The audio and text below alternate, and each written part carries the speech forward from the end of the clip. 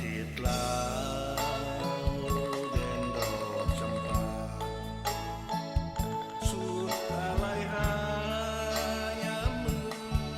ห่างไกลเมืองลาวเจ้าเอ๋ยบินมิ่งขวัญใจเป็นจิตหลักใสของชนชาติเมืองลาวอยู่ดีเบ่งบานเมืองชี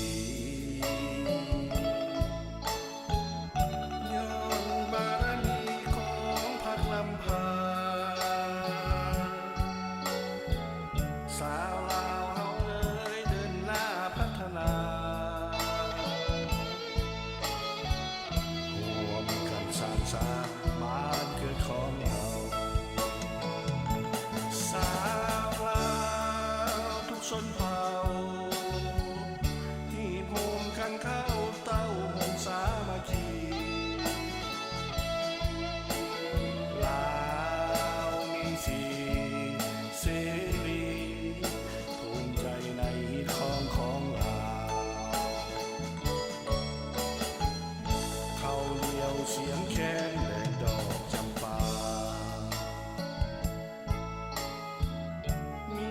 สุขแค่ไหน